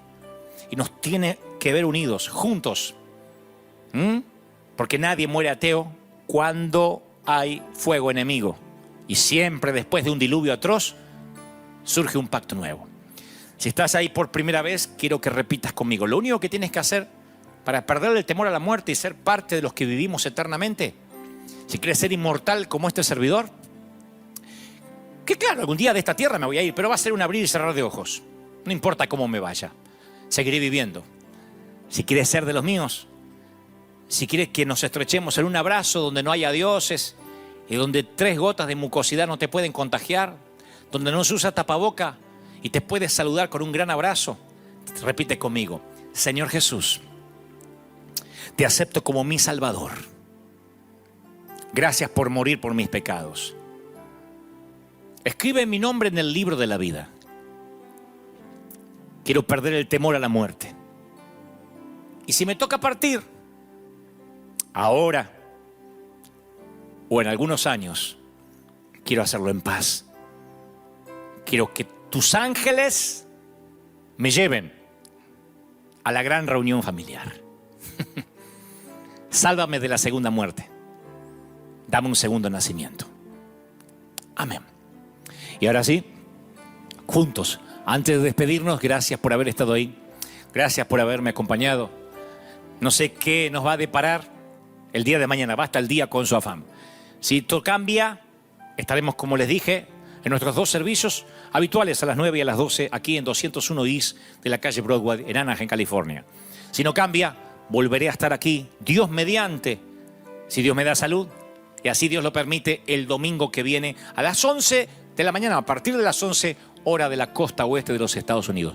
Padre, yo bendigo a los que están del otro lado. Bendigo a los que vieron esta transmisión. Declaro, Señor, que la mayor bendición para un ser humano aquí en la tierra sea derramado. Oramos por Europa, oramos por Asia, por África, por Oceanía, por todo el continente americano. Declaramos los 5 continentes que se hará tu voluntad, que el pueblo se volverá a ti, que levantaremos los ojos y nos humillaremos y nos volveremos a ti. Primeramente los ministros, luego los que sirven, luego los que se asisten a la iglesia, luego los ateos, y tú sanarás la tierra, perdonarás el pueblo, quitarás toda enfermedad, tú detendrás la mano de la muerte. Yo lo creo, yo lo declaro, yo declaro y creo que viene fecha de caducidad pronto, que esto termina, no sin antes hayamos entendido qué nos quieres mostrar. Gracias por los que me han brindado su atención, por los que están del otro lado. Gracias por todos los que están allí. Oro especialmente, subjetivamente, arbitrariamente por mi querida Argentina, porque ese es el país que me albergó durante 40 años y que pronto me verá regresar. Y yo oro por ellos. Bendigo a mis compatriotas. Oro, Dios, para que la bendición llegue a esos hogares. Oro por el presidente Fernández. Oro por la vicepresidenta Cristina. Oro por los senadores, por los diputados, por el ministro de Salud. Oro, Dios, por la policía, por gendarmería. Oro, Dios, por los que están a cargo de la seguridad de mi querida Argentina. Los bendigo. A los que están en casa, a los que todavía no entienden que tienen que quedarse en casa y han tomado esto como vacaciones. Señor, venga una convicción de prevención, una convicción de responsabilidad. Yo bendigo a mi República Argentina. Me preparo para ese estadio de Boca a fin de año. Declaro, Dios, que será el mejor superclásico de la historia, que será un antes y un después de lo que luego vendrá. Declaro bendición en todas las áreas. Oro por mis queridos pastores de la República Argentina. Oro por mis queridos colegas, los que pelean palmo a palmo por las almas, en la parte oeste, norte, sur, en toda la República Argentina, desde Ushuaia hasta La Quiaca. Bendigo los Estados Unidos de América. El país que hace 11 años me tiene aquí como su huésped. Lo bendigo, bendigo esta tierra. Sigo orando por nuestro presidente aquí. Sigo orando por el presidente, el comandante en jefe de las Fuerzas Armadas de los Estados Unidos de América, para que siga decretando días de oración, para que siga abogando, para que la oración vuelva a los colegios, para que los pastores sigan siendo sus consejeros. Y aun cuando nadie creía en él, en el tiempo que tú lo tengas en el sillón presidencial de la Casa Blanca, sea guiado por tu espíritu. Declaro bendición, y esa bendición quede en los hogares, en el cuerpo, en el alma y en el espíritu. Amén y amén. River querido, iglesia local, los extraño. Ojalá que nos vemos pronto. Chao, bendiciones, gracias por estar en vivo y nos vemos aquí, Dios mediante, y en las redes sociales a partir de mañana. Bye.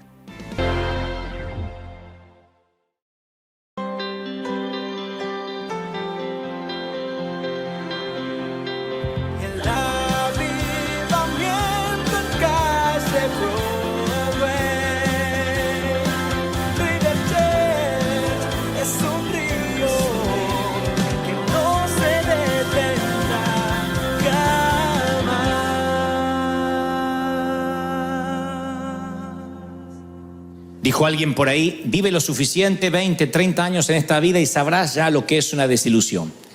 Desde la relación rota de un noviazgo, alguien más que te rompe el corazón, una traición, un desempleo, un despido, un avatar de la vida, un infortunio que puede hacer que la vida tal como la conoces de pronto pegue un giro de 180 grados y tu vida no es ni una sombra de lo que soñabas.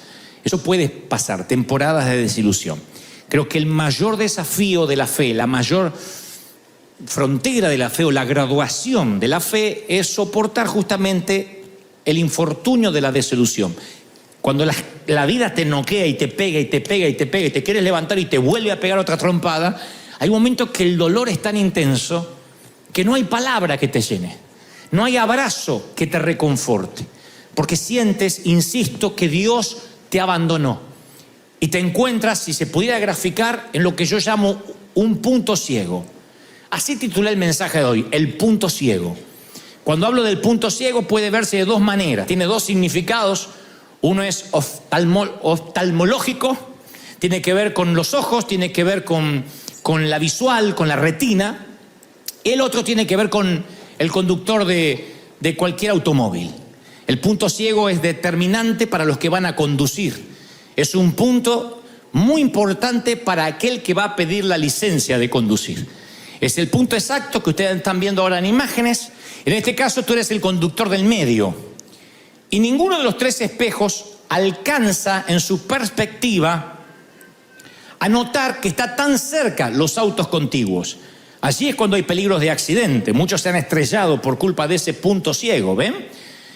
Es que el conductor, desde su posición, afecta su percepción de la cercanía de los demás.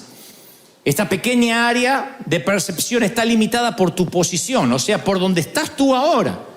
A menos que aminores la velocidad o aceleres, no puedes ver que por tu izquierda y por tu derecha te están sobrepasando. En otras palabras, como conductor tienes dificultades para ver lo que tienes encima de ti. Eso es el punto ciego. Entonces, ¿qué se recomienda a un conductor novato? Le dicen, si vas a conducir, no te fíes de los tres espejos, del que tengas aquí, el de la izquierda y el de la derecha. Siempre que vas a hacer una maniobra, especialmente esas maniobras rápidas, ¡uy, me pasé! Y quieres pegarle volantazo, siempre mira por encima del hombro. Porque si el automóvil contigo está demasiado cerca, no lo alcanzas a ver en la perspectiva del espejo, y así se producen los grandes accidentes. Esto en la vida es exactamente igual. Uno puede ver el futuro a través del parabrisas. Y a veces algunos ven una ruta desierta. Por eso mi mensaje hoy es punto ciego, porque yo he estado muchas veces ahí, donde he sentido que Dios abandonó mi vida, que Dios no tiene nada para nosotros, para donde yo mire no hay nada. Miro para atrás, desierto. Miro para adelante, desierto. Para los costados no veo nada. Estoy en un punto ciego, literalmente, de la vida. Ahora, quien nunca tiene un punto ciego es nuestro Señor. Nunca. Dios tiene un panorama completo. Dios no es unidimensional. Dios sabe todo, lo que preparó para ti, lo que dejaste en el pasado, lo que viene a futuro, qué hay en el presente. Entonces Dios reemplaza a veces nuestras miopes, nuestras cortas peticiones, porque a veces sufrimos de astigmatismo espiritual, no podemos ver bien lo que hay delante y empezamos a pedir, quiero ya, Señor, dámelo. Y Dios dice, no, porque no es el tiempo. Uno está enfocado en la sed del día. Y Dios está enfocado en las sequías del mañana. Uno está enfocado en el hambre de hoy y Dios está enfocado en lo que va a venir después. Dios ve un panorama completo. Y como todo padre amoroso, hay momentos que Dios te dice todavía no o no. Dios te cierra la puerta. No hay ningún papá o mamá acá que nunca le haya dicho no al hijo. ¿Quién le dice sí a todo? ¿Quién tiene hijo y dice yo no le niego nada? Sí, algo le has negado. O dulces a la hora de comer, o que salga descalzo cuando hace frío. Tú le niegas cosas cuando sabes que es por su bien, es preferible que le digas no. Y Dios sabe a veces negar peticiones. Él te ama lo suficiente como para decirte no. Si hay algo que Él te está diciendo no, créeme, te ama. ¿Están conmigo, sí o no? Si Él te dice no y te sientes en un punto ciego, es porque te ama. Tú dices, pero si me amara me lo estaría dando. A veces no entendemos, somos tan miopes que no entendemos el plan de Dios. Dice Apocalipsis 3:7, esto dice el santo, el verdadero, el que tiene la llave de David, el que abre y ninguno cierra, el que cierra y ninguno abre. Aquí dice que el mismo santo, el mismo Dios verdadero, que abre puertas, también las cierra. Es el mismo Dios y el mismo corazón amoroso. Él cierra puertas enfáticamente. Dice, el que abre y ninguno cierra. El que cierra y ninguno abre. Lo que pasa es que en las iglesias no hemos enseñado lo suficiente acerca de puertas cerradas. Le decimos a la gente que lo que quiera Dios se lo va a dar. Que si quieres esa rubia, Dios te la va a dar. Que si quieres ese auto, le ponga las manos y Dios te lo va a dar. Entonces vamos, le imponemos las manos y Dios dice no. Porque Dios sabe que si lo compras no lo vas a poder mantener, no lo vas a poder pagar, el seguro te va a quebrar. Entonces nos enojamos, hacemos berrinches, como diciendo el diablo metió la cola. Y es Dios que está cerrando.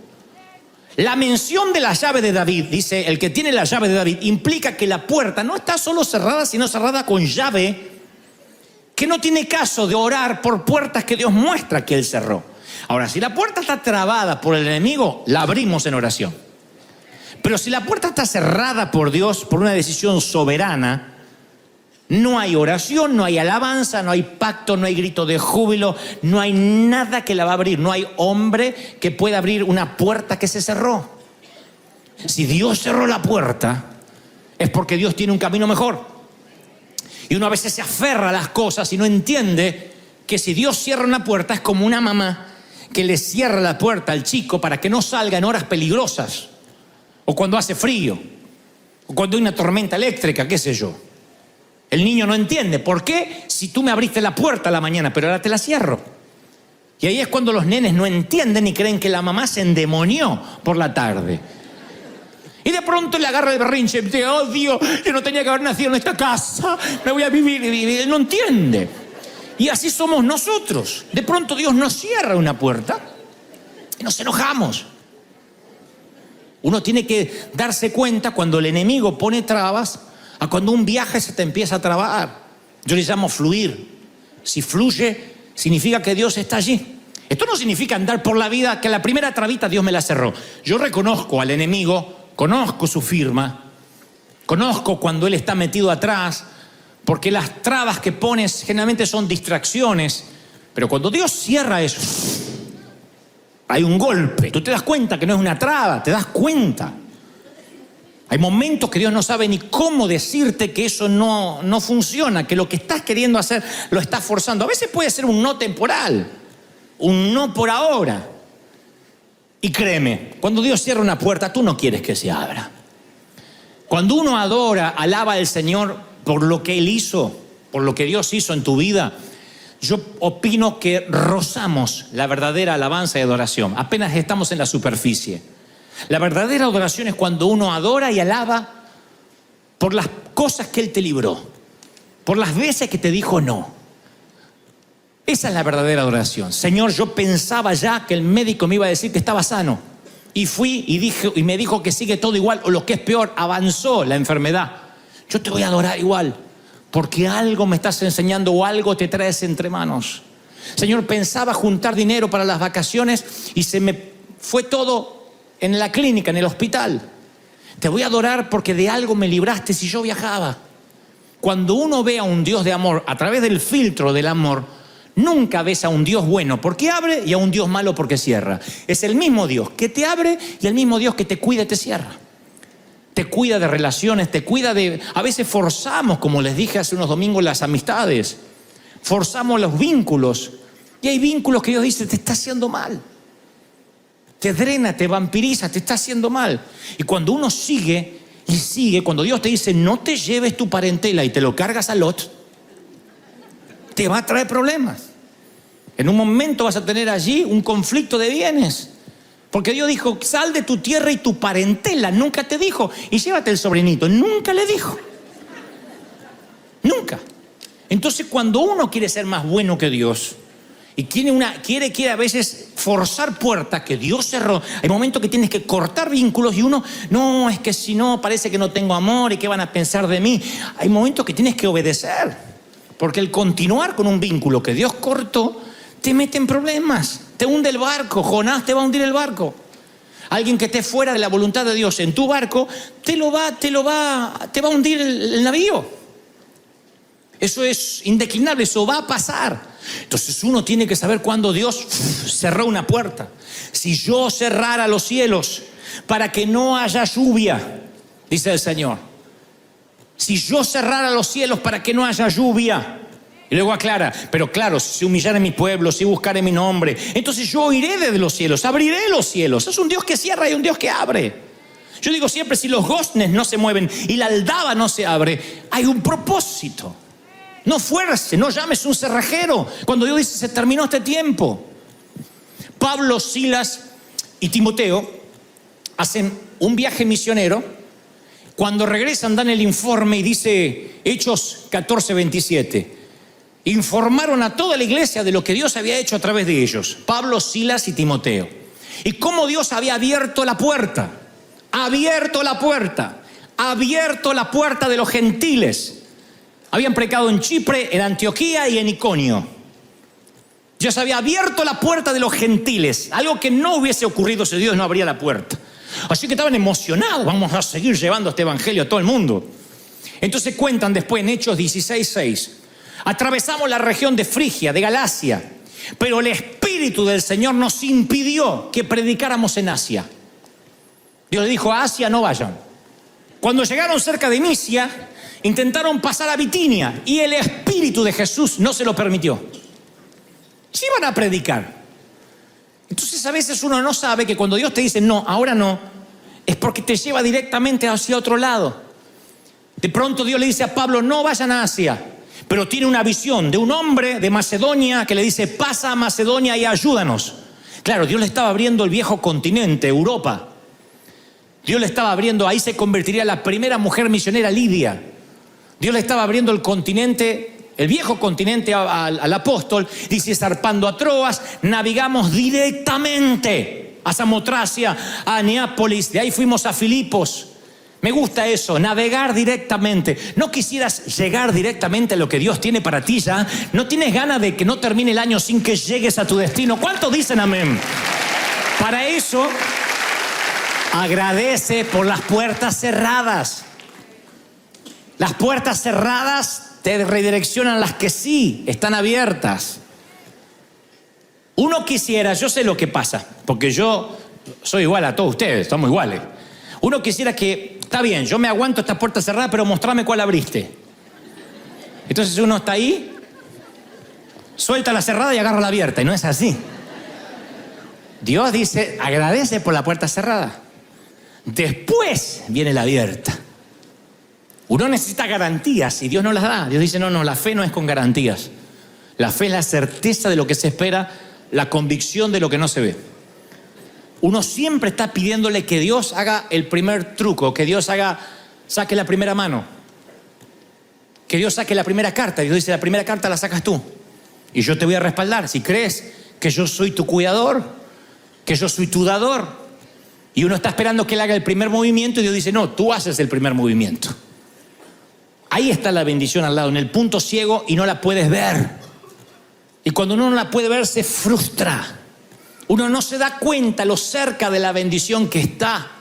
Uno siempre cree que la bendición está allá, no acá. Ese es el peligro. Uno cree que la bendición está allá en el destino.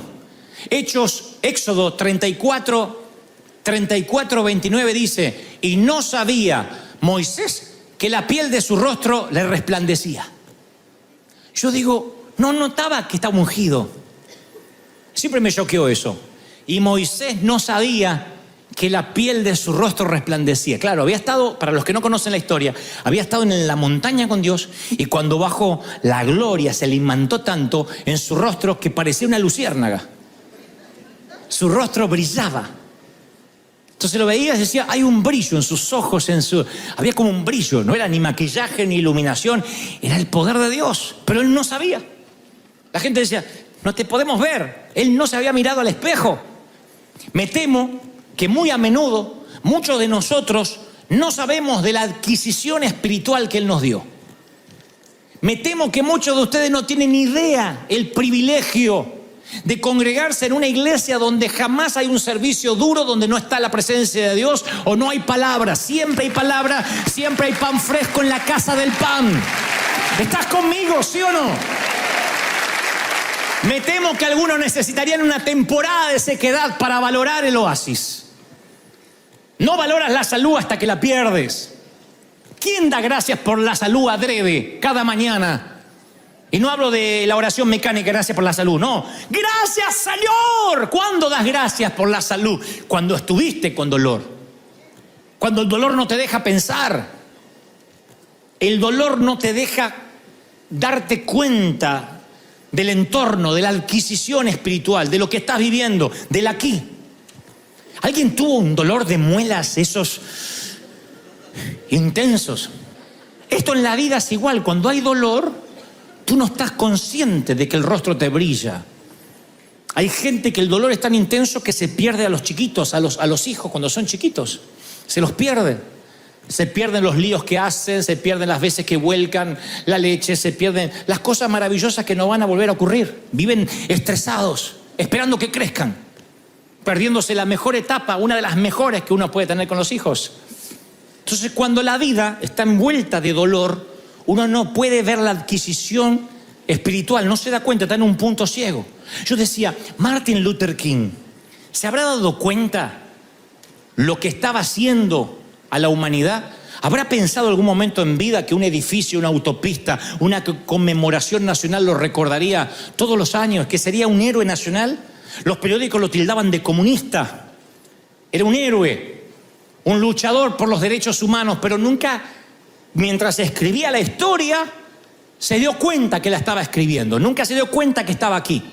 Capaz que él quería estar allí, me atrevo a pensar. Rara vez quien escribe la historia se da cuenta que la está escribiendo. San Martín no se daba cuenta que era San Martín. Simón Bolívar nunca se dio cuenta que era Simón Bolívar. Moisés no se dio cuenta que su rostro le brillaba. Yo no me doy cuenta a quiénes puedo inspirar con los mensajes. A veces me llegan algunas retribuciones y digo, bueno, sí, quizás algún día, cuando no esté, digan, no, fue increíble, nos enseñó, qué sé yo. Pero ese día va a ser muy tarde porque yo ya no voy a estar aquí, voy a estar allí. Entonces yo aprendo ahora a valorar el aquí, a valorar el día a día, el privilegio. A veces lo sagrado se me vuelve común. A veces también me siento cansado y esto que alguna vez soñé, de pronto se me hace tedioso. El tedio es cuando lo que esperabas por tanto tiempo finalmente llega y no lo valoras porque todavía sigues viendo la vaca allá adelante.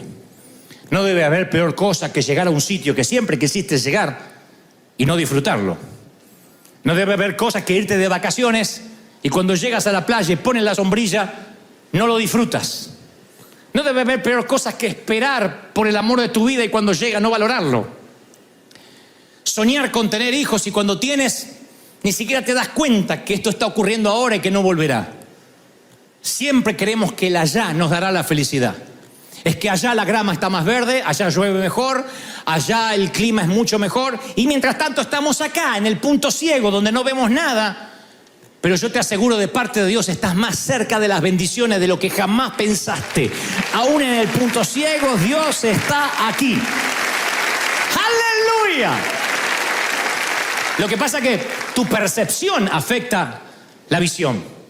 Tu percepción donde tú estás afecta las bendiciones que están lejos. Tú no las estás viendo, no las puedes ver. No te das cuenta lo cerca que están. Y aquí dice el Señor, vienen días en que el ara alcanzará al segador y el pisador de las uvas alcanzará al que lleve la simiente y los montes destilarán mosto. O sea, el que lleva la simiente, el que lleva las semillas de las uvas, tiene que llevarla y plantarlas. Y la Biblia dice que va el plantador y ya viene el que viene atrás, dice, ¿dónde están las uvas para pisar? De repente los tiempos se acortan. De repente vas a estar sembrando semillas y ya viene la cosecha que te alcanza. La Biblia dice, va a haber un momento donde cuando tú estés enojado por una puerta cerrada, el ángel de Jehová va a estar peleando contigo, aún con tu enojo, y te va a estar trayendo la bendición. Así que si estás ahora en una situación crítica donde dices, yo no sé más qué va a pasar, yo profetizo que el mismo Dios que acercó tanto la bendición la noche anterior es el mismo Dios que acerca las bendiciones sobre tu vida, sobre tus cosas. Alguien, ¿tú lo crees de verdad? Eso va a ocurrir. Vienen. Las bendiciones te alcanzan. Las bendiciones, ¡pum!, te patean el trasero porque viene, estás así, ¡ay!, te alcanzan las bendiciones. Me gusta eso, que estén detrás, alcanzándote, empujándote. Las bendiciones te alcanzan, no tienes que correr tras las bendiciones. Había un auto en Argentina que teníamos que decía el espejo retrovisor, los objetos, chiquitito, ¿no? Los objetos que se aproximan pueden estar más cerca de lo que parecen. Cuidado. Porque tenía una suerte de aumento, el espejo, y entonces había una leyenda que decía, los objetos que usted ve pueden que estén más cerca de lo que usted percibe. Esa es la vulnerabilidad del autoanálisis que quiero que hagamos. Que a veces las bendiciones están tan cerca, no nos damos cuenta y las vemos lejos. Quiero que pienses en esto, las bendiciones que se te están acercando están más cerca de lo que crees. Yo te aseguro que en una noche el ángel de Jehová hace así. En una noche cuando tú no ves nada. En una noche cuando dice está todo en cierne, no va a pasar nada. En los momentos más críticos, cuando Abraham tenía que bajar el puñal, el ángel grita desde el cielo, no lo hagas. La Biblia está llena de situaciones límite, donde cuando alguien no puede más y está por arrojar la toalla, aparece el Salvador. La caballería siempre aparece. Siempre aparece la caballería cuando las cosas se están poniendo feas. Dios nunca te ha fallado. Y si sientes que estás en un punto ciego, es porque estás así. Yo percibo que muchos van a recibir bendiciones. Hay cartas que van a llegar a tu buzón, ni esperabas que iban a llegar. Entonces decía, pero si me dijeron que ya no. La carta va a llegar, la promoción va a llegar, el llamado va a ocurrir. Dios te va a promover. Yo lo estoy declarando, lo estoy creyendo. ¿Tú lo crees? ¿Tú lo crees? ¡Aleluya! Acontecerá que si oyeres la voz de Dios para guardar mis mandamientos, dice el Señor, Deuteronomio 28:1. He aquí estas bendiciones vendrán sobre ti. ¿Cuántos quieren que las bendiciones vengan sobre ustedes? Vendrán sobre mí. Si oyeres la voz de Dios, te alcanzarán. Las bendiciones te alcanzan, te empujan. Tengo tantos testimonios de bendiciones que me han alcanzado ahí. Claro, yo voy unos minutos más atrás y estaba en el punto más ciego. En el punto más ciego. Hombres y mujeres que se han acercado para darnos dinero, para eventos, llegaron en el punto más ciego mía. Y yo empecé a aprender que cuando Dios te cierra esta puerta es porque tiene una mejor. Y si tú te empecinas en golpear esta puerta y llamar a un cerrajero, te estás perdiendo lo que Dios tiene. Hay gente que se empeña en mantener una relación, una amistad, que se empeña en mantener un ministerio y te estás perdiendo lo que Dios tiene del otro lado. ¿Cómo puede haber gente que se enamore de la zarza cuando Dios tiene una cita con el faraón? ¿Cómo puede haber gente que se quede en un sitio cuando Dios dice, ya te tengo otro destino para ti? Pero nosotros no hemos predicado lo suficiente acerca de que Dios es el que endurece el corazón de los faraones. Hay momentos que Dios endurece un corazón para expulsarte. Lo hacen las mamás águilas, que les quitan la paja, le quitan lo confortable a los aguiluchos cuando sienten las espinas, porque ellos primero hacen los nidos con espinas y luego los cubren con paja. Saben que esos aguiluchos nunca querrán volar por su cuenta. Entonces cuando quitan la paja y sienten que una muerte segura los espera en el nido, se atreven a una muerte probable. Y ahí contra los peñascos empiezan a volar hasta que remontan. Pero si se quedan en el nido, mueren. Y hay momentos que Dios te tiene que poner espinas, cerrar una puerta, para que te atrevas, para que creas lo que Dios tiene. Con experiencia se lo digo. Yo no le veía sentido a que la catedral se cierre. Teníamos todo, cámaras de televisión, teníamos presupuesto, y Dios dijo, se terminó. Es que nosotros pensamos que Dios es un Dios que depende del presupuesto de alguien. Que Dios depende de unos cristales, que Dios depende de un edificio, de algo arquitectónico. Y Dios es muy celoso. Él quiere demostrarte que es Él el que abre y nadie cierra. El que cierra y nadie abre. Alguien tiene que decir amén a esto. ¿Lo crees de verdad? ¿Lo estás creyendo, sí o no? Voy a terminar con esto. Tienes que reconciliarte con la idea de las puertas que se te cerraron. Tienes que reconciliarte con la idea de que alguna vez te divorciaste. No digas, ¿por qué me pasó? Tenía que haberme dado cuenta. Tú no valorarías lo que estás viviendo ahora si no hubieses pasado ese dolor. Para valorar una buena comida, a veces Dios permite que pases hambre. A veces no entiendes lo que significa una casa caliente hasta que no pasaste por frío. Eso hace que el proceso de valoración vaya acentuándose en ti. no maldigas tu pasado, porque ese pasado te trajo hasta aquí. Y ese pasado fue necesario para que Israel aprendiera a confiar en Dios, para que Egipto supiera que había un Dios en Israel. Hay procesos y no que Dios ha dicho en tu vida por alguna razón, para que haya un sí en otra parte. El Señor le dijo en el huerto de Getsemaní al Padre: si es posible, pasa de mí esta copa. Y Dios el Padre le dice no a su Hijo para decirte sí a ti. Le dice no a Él para darte acceso a la vida eterna a ti. Y si el Padre le puede decir no a su Hijo unigénito, ¿por qué crees que nunca te va a decir no a ti? ¿Por qué crees que te va a decir siempre sí? Si al Hijo unigénito le dijo no, no, tienes que ir a la cruz. Ponte de pie, por favor. Yo quiero que agradezcas por las puertas cerradas. Yo quiero que agradezcas por los goznes que no se abren, por las aldabas que permanecen totalmente herméticas. Dile: Señor, gracias. Van a ver que esta adoración va a ser muy pura ahora, porque siempre hemos aprendido a dar gracias por las puertas que se abrieron. Pero yo quiero hoy que le des gracias por las puertas que no se abrieron. De verdad, pero no dando lástima, Job se queja ante Dios y Dios le dice: ¿dónde estabas tú cuando yo hice el mundo? Tú no puedes debatir conmigo. No tienes ni la altura emocional, ni intelectual, ni espiritual, ni creacional para discutir conmigo. Te amo. Te voy a restituir muchas veces más lo que perdiste. Pero aprende que cuando yo digo no, no siempre puedo explicarte por qué estoy diciendo no. Confía en mí, cree en mí, y yo te voy a bendecir, dice el Señor. Vamos, dale un aplauso al Señor y adora.